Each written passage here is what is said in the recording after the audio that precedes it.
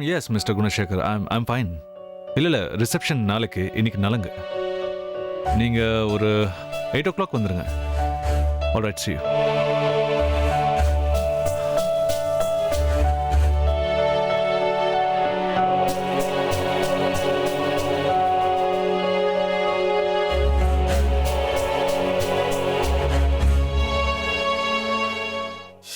கிராணி, பிரக்யா வந்திருக்கிறதா ஆகாஷ்? பிரக்யா நேர்ல வரலப்பா, ஆனா உனக்காக ஏதோ அனுப்பி வச்சிருக்கா.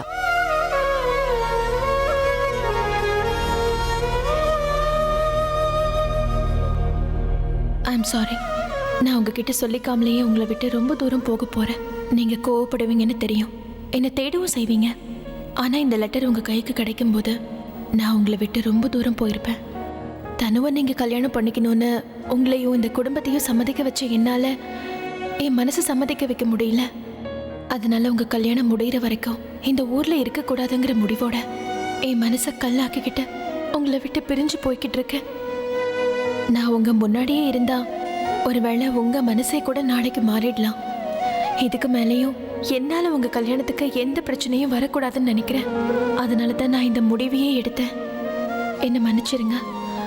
அதே நேரத்துல நீங்க எனக்கு கொடுத்த வாக்கை நிறைவேற்றணும். இந்த மனக்கசப்பெல்லாம் குறைஞ்சு எல்லாரும் சந்தோஷமா இருக்கும்போது நானே திரும்பி வருவேன். நான் வரும்போது நீங்களும் தனுவும் சந்தோஷமா வாழ்ந்துட்டு இருக்கணும். நான் அதை பார்க்கணும். தயவு செஞ்சு என்னை தேடுறதுக்கு முயற்சி பண்ணாதீங்க. நான் உங்களுக்கு கிடைக்க மாட்டேன். இது எல்லாமே நம்ம குடும்பத்தோட நல்லதுக்காக தான். உங்கள் அன்பான குண்டச்சி.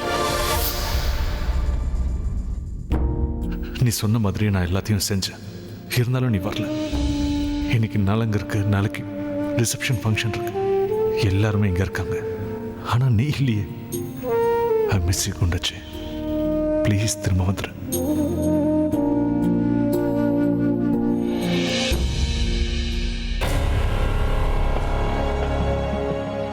மறுபடியும் அதே லெட்டரா? ஒரே லெட்டரை எத்தனை வாட்டி தான் படிப்பானோ? அதுலயும் இன்னைக்கு நலங்கு வைக்க போறாங்க. எல்லாம் ஏன் தப்பு தான். நான் அந்த லெட்டரை அன்னைக்கு கிழிச்சு போட்டிருக்கணும். இதை இப்படியே விடக்கூடாது. அபியோட மனசை மாத்த ஏதாவது செஞ்சே ஆகணும்.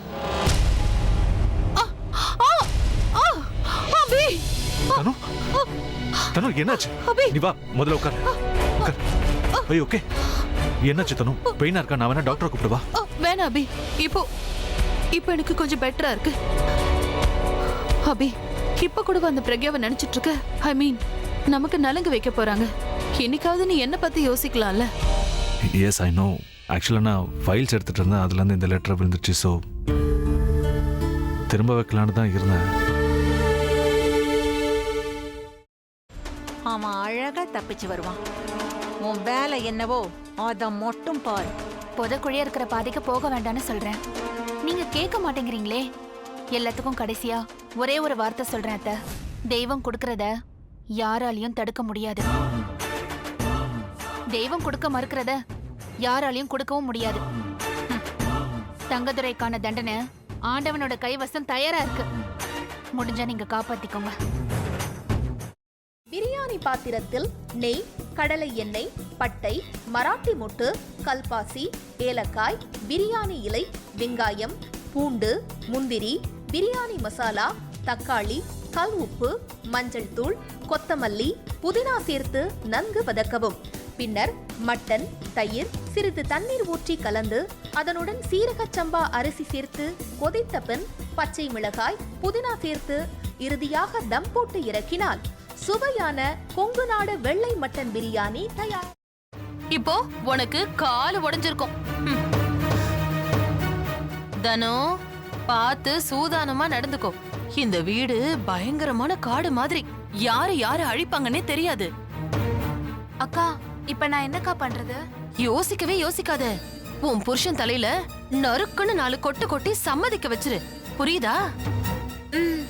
சரிக்கா. முதல்ல அந்த வேலையை பாரு. போ போ. செல்வி எங்க போயிருக்கான்னு சொல்லு. அதான் நீங்க சொன்னீங்களேம்மா, அவங்க அம்மா அப்பா வீட்டுக்கு போயிருக்காங்க. அப்படிதான் சொல்லணும். சரி, சந்தோஷ்க்கு லெமன் டீ கொடுத்துட்டு உடனே வந்துடணும். புரிஞ்சுதா? சரிங்க. போ. எப்படி? ஐயோ, உனக்கு கிரிமினல் மைண்ட் இல்லடி, நீயே கிரிமினல் தான் என் தங்கம். ஒரு நிமிஷம். இதோ வரேங்க. நல்ல லூசு குடும்பம்டாது என்ன சொன்னாலும் நம்புதுங்க